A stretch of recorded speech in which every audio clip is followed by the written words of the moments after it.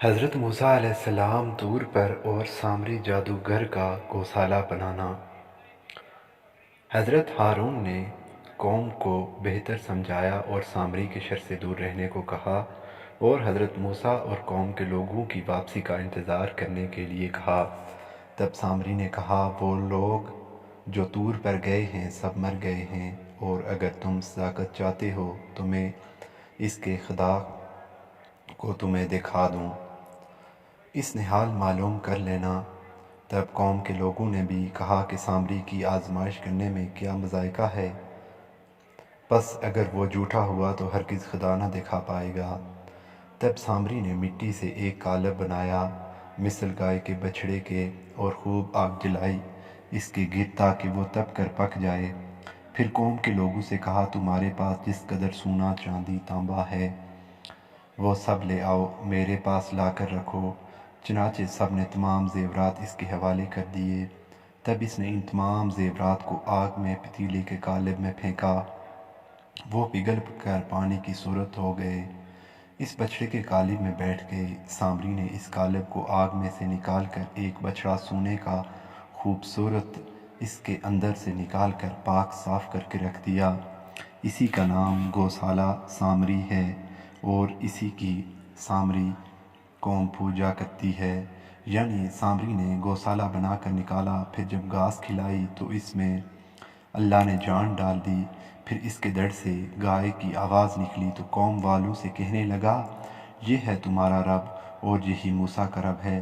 لیکن موسیٰ بھول کر کسی اور جگہ یعنی طور پر چلے گئے ہیں، جہاں وہ سب مر چکے ہیں۔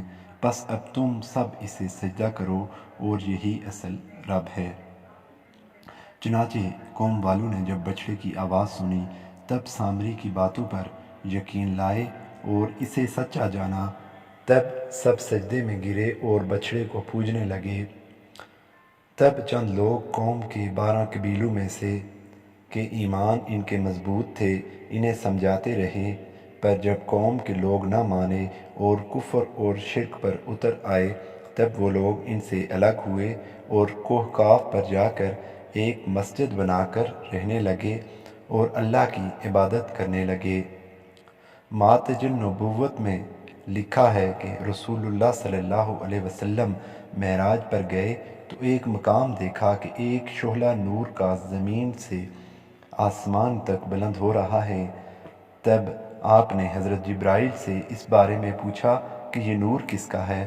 تب حضرت جبرائیل نے فرمایا کہ قوم بنی اسرائیل جب گوسالہ پوجتے تھے تو ان میں سے ایک جماعت نکل کر کوکاف میں اللہ کی عبادت کر رہی تھی، یہ انہیں کا نور ہے۔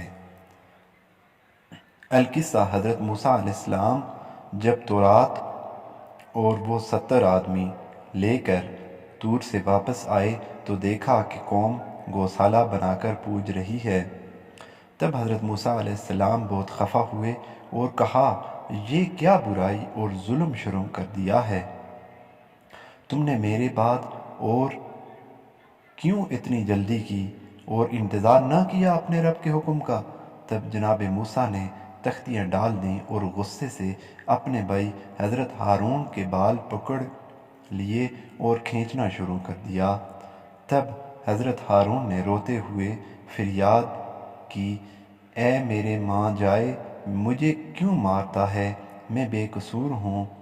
اس سب میں سے میں نے انہیں بہت سمجھایا پر ان لوگوں نے میری بات بالکل نہ مانی، اور میں کمزور اور ناتواں اکیلا تھا، اور قریب تھا کہ یہ لوگ مجھے میرے سمجھانے سے تنگ آ کر مار ہی ڈالتے۔ اور کہا کہ دشمنوں کو مت ہنسا مجھ پر، اور نہ ملا مجھ کو گناہ گار لوگوں کے ساتھ۔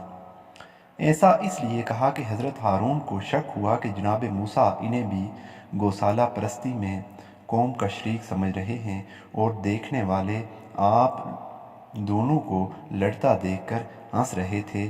اس لیے کہا، یہ اللہ کے اور ہمارے دشمن ہیں، انہیں مجھ پر ہنسنے کا موقع نہ دیں۔ چنانچہ حضرت موسیٰ اور حضرت ہارون سگے بھائی تھے، اس لیے حضرت ہارون نے موسیٰ کو ماں جائے کہا تاکہ رحم کھا کر چھوڑ دیں۔ حضرت ہارون کو شک ہوا کہ جناب موسیٰ انہیں بھی گوسالہ پرستی میں قوم کا شریک سمجھ رہے ہیں اور دیکھنے والے آپ دونوں کو لڑتا دیکھ کر ہنس رہے ہیں، اس لیے کہا کہ اللہ کے اور ہمارے دشمن ہیں، انہیں مجھ پر ہنسنے کا موقع نہ دیں۔ چنانچہ حضرت موسیٰ نے پوچھا، یہ گوسالہ کس نے بنایا ہے؟ جواب ملا کہ یہ سب کارستانی سامری جادوگر کی ہے اور اسی نے یہ گوسالہ بنایا اور لوگوں کو اس کی پرستش پر لگا کر راہ راست سے بھٹکایا اور بہکایا ہے۔ تب حضرت موسیٰ علیہ السلام نے آسمان کی طرف نگاہ کر کے کہا، الہی، اگر سامری نے گوسالہ بنایا لیکن اس کو زبان کس نے دی؟ ارشاد ہوا، اے موسیٰ، بے شک اس کو گویائی ہم نے عطا کی۔ تب فرمایا، بے شک سب آزمانا تیری ہی طرف سے ہے، گمراہ کرتا ہے جس کو چاہتا ہے اور راہ دکھاتا ہے جس کو تو چاہتا ہے۔ تو ہے ہمارا دوست، پس بخش ہم کو اور ہم پر رحم فرما، بے شک تو سب سے بہتر بخشنے والا ہے۔ تب وحی ہوئی، اے موسیٰ، تم نے اپنی قوم ہارون کو سونپی تھی اور اسے نگہبان مقرر کیا تھا، اور ہمیں کیوں نہ سونپی، اور ہم بہتر نگہبانی کرنے والے ہیں۔ سرور کائنات حضور صلی اللہ علیہ وسلم کو جب نبوت سونپی گئی تو آپ نے اپنی امت اللہ کو سونپی کہ تو ہی ان کا نگہبان ہے۔ قیامت کے دن تمام نسل آدم کی 120 صفیں مشرق سے مغرب تک ہوں گی، جن میں 80 صفیں امت محمدی کی ہوں گی۔ تب اللہ تعالیٰ ارشاد فرمائیں گے، اے محبوب، دیکھ لو اپنی امت کو، یہ تمام مرد عورت چھوٹے بڑے پورے ہیں، سو اس وقت مجھ پر جو مانگو گے سو پاؤ گے۔ تب نبی کریم صلی اللہ علیہ وسلم نے اللہ تبارک و تعالیٰ سے التجا کی، الہی، میں اس میدان میں انہیں کیا لے جاؤں؟ تو ہی ان پر رحم کر اور انہیں بخش دے اور جنت میں داخل کر اور اپنے دیدار سے سیر فرما۔ القصہ، حضرت موسیٰ نے دعا کی، الہی، میں نے توبہ کی، تو قبول کر، تو معاف فرما مجھ کو اور میرے بھائی کو اور داخل کر ہم کو اپنی رحمت میں، اور تو ہے سب سے زیادہ رحم کرنے والا۔ آواز آئی، اے موسیٰ، دعا اور توبہ تمہاری قبول ہوئی، اور ان لوگوں کی جنہوں نے تمہارے ساتھ توبہ کی، ان کی توبہ بھی قبول ہوئی۔ پس جب غصہ دور ہوا، حضرت موسیٰ علیہ السلام نے کاتب دوبارہ اٹھائیں تختیاں تورات کی ہاتھ میں لے کر بنی اسرائیل کی قوم سے کہا، اے لوگو، تمہارے واسطے میں نے کتاب توریت لا دی ہے کہ احکام الہی اپنے گھروں میں لکھو، پڑھو، خدا کا حکم بجا لاؤ۔